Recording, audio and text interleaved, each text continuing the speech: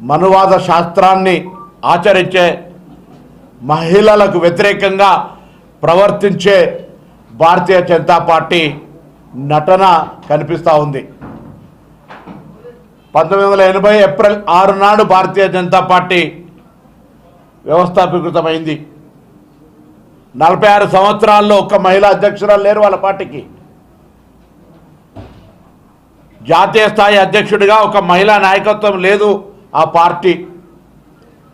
Congress party స్వాతంత్రం తేవడంతో పాటుగా ఈ దేశ పురుష జనాభాతో పాటుగా సమానమైనటువంటి హక్కు ఉండాలంటే, ప్రజాస్వామిక భవిష్యత్తు నిర్ణయంలో వాళ్ళ భాగస్వామ్యం ఉండాలంటే ఓటు హక్కు మహిళలకు కూడా కలగజేసినటువంటి పార్టీ కాంగ్రెస్ పార్టీ. అంతేకాదు ఇలా స్థానిక సంస్థల్లో లేదా ఆనాడు రాజీవ్ గాంధీ గారు పంచాయతీరాజ్ యాక్ట్, దాని తర్వాత సోనియా గాంధీ గారు మహిళలకు 50%, ఇలా మహబూబ్ నగర్ మేయర్ మహిళగా ఉంది అంటే కాంగ్రెస్ పార్టీ ఇచ్చినటువంటి ఒక ఆలోచన విధానం తప్ప ఇంకొకటి కాదు అని బల్లగుద్ది చెప్పేటువంటి ధైర్యం కాంగ్రెస్ పార్టీకి ఉంది.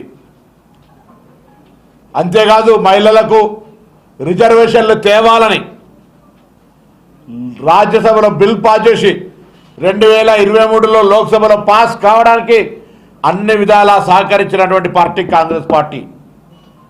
కానీ డిలిమిటేషన్కు దానికి లెంక వేసి మహిళా బిల్లుకు డిలిమిటేషన్కు మనం జనరల్గా చట్టసభ నేను ఒక పార్లమెంట్ సభ్యుడిగా 5 సంవత్సరాలు పనిచేసిన, దేనికి ఏ బిల్లుకు అదే తెలంగాణ విభజన బిల్లు 2014, అట్లా ఏ బిల్లు అయినా 371D కర్ణాటకలో ఉన్నటువంటి ఆనాటి హైదరాబాద్ రాష్ట్రంలో ఉన్నటువంటి జిల్లాలకు ఒక ప్రత్యేక ప్రతిపత్తి సపరేట్ బిల్లు, ఇవన్నీ 2/3 మెజారిటీ అవసరం ఉండేటువంటి సవరణలు ఇవన్నీ.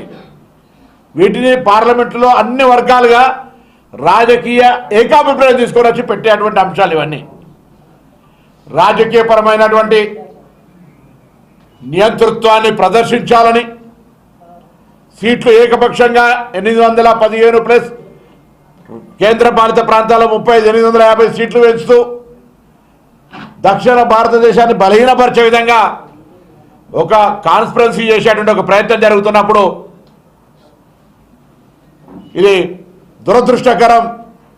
దానికి సంబంధించిన ఆ విధంగా పార్లమెంటులో చట్టాన్ని ప్రవేశపెట్టి దానికి అనుగుణంగా మళ్ళీ ఏదో మహిళల బిల్లును జోడించి ఇలా దేశవ్యాప్తంగా మహిళలకు ఏదో మోసం చేసిన మా స్థానిక పార్లమెంట్ సభ్యులు గారు కూడా నిన్న టీవీలో ఇంటర్వ్యూ చూస్తే ఆ తల్లి మంత్రి అయినా పార్లమెంట్ సభ్యులైనా కాంగ్రెస్ పార్టీ నాయకత్వం అంత ఎదగడానికి కారణమైనటువంటి మహిళా నాయకులు ఎదగడానికి కాంగ్రెస్ పార్టీ కారణం. నేనే వ్యక్తిగతంగా వారికి ఇష్టపడతలేను. కాంగ్రెస్ పార్టీ మహిళల పట్ల ఉన్నటువంటి సాధికారికత, అభివృద్ధికి సంబంధించినటువంటి నిర్ణయాలు మా పార్టీలో నేను చెప్తే 46 ఏళ్ళ పార్టీకి అధ్యక్షులు లేడు. మా పార్టీలో తరాలుగా అధ్యక్షురాళ్ళు మహిళలు ఉన్నటువంటి పార్టీ, ప్రధానమంత్రులు మహిళలు ఉన్నటువంటి పార్టీ, లోక్సభ స్పీకర్ మీరా కుమారి గారు ఉన్నటువంటి మహిళలు ఇచ్చినటువంటి పార్టీ, అనేక రాష్ట్రాల ముఖ్యమంత్రులు, గవర్నర్లు. ఇది కాంగ్రెస్ పార్టీ చరిత్రలో మహిళలకు అత్యంత ప్రాధాన్యత ఇచ్చిన పార్టీ. మహిళా రిజర్వేషన్లు వ్యతిరేకం చేస్తుందా? స్థానిక సంస్థలు 50% ఇచ్చిన పార్టీ ఇయ్యాలని అడుగుతాను. రాహుల్ గాంధీ గారు ఒకటే మాట చెప్తా ఉన్నారు, మా డిమాండ్లు 2.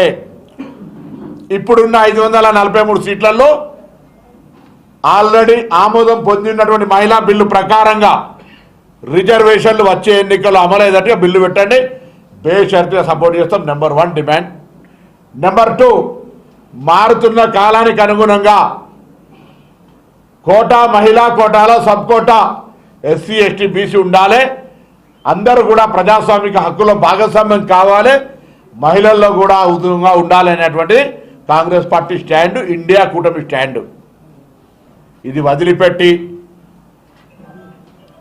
అధికార మదం ఉందని, సంఖ్యా బలం ఉందని బిల్లును బుల్డోజ్ చేయాలని నేను ఒక బెంగాల్ లేడీ ఎంపీ మాట్లాడుతూ ఉంటుంటే అంటే వినడానికి చాలా నరేంద్ర మోడీ గారి ముఖం ఇట్లా పేలిపోయినది. మాట్లాడుతూ ఉంది. అలా ప్రజల మీద బుల్డోజర్ వచ్చారు, ఓట్ల పేరు ఓట్లు తీసేస్తారు. పార్లమెంట్లో మాట్లాడడానికి అవకాశం ఇచ్చి మాట్లాడుతుంటే ఇక్కడ కూడా బుల్డోజ్ చేస్తారు. పార్లమెంటు డెమోక్రసీకి వేదిక. ఈ దేశ ప్రజాస్వామ్యంలో అత్యున్నతమైనటువంటి ఫోరం ఏదైనా ఉంటుంటే పార్లమెంట్ మెంబర్గా గెలిచినప్పుడు మనకు లోక్సభ మెంబర్ అడిగారు, పీపుల్స్ హౌస్ రిప్రజెంటేటివ్ అని ఇస్తారు పత్రం.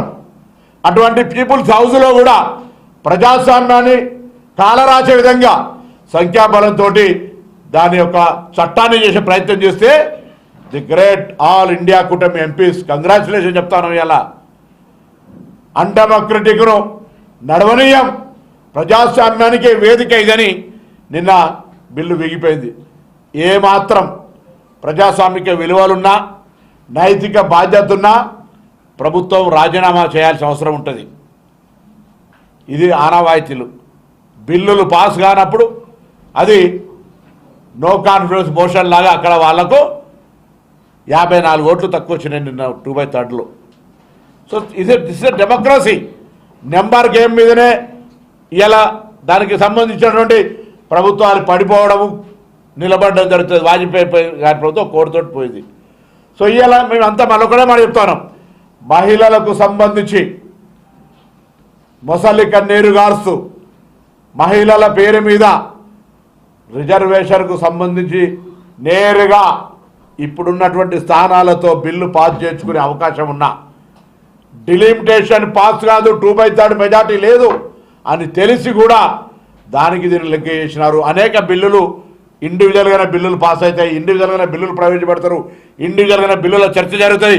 ఈవెన్ శాసనసభలో ప్రతి బిల్లుకు దానికి సంబంధించిన yes as you say yes, there is no no అనేటువంటి విధంగా సవరణతో సహా బిల్ పాస్ చేసుకునే హక్కు ఉంది. కానీ ఈరోజు తప్పకుండా ఈరోజు ప్రజాస్వామ్యంలో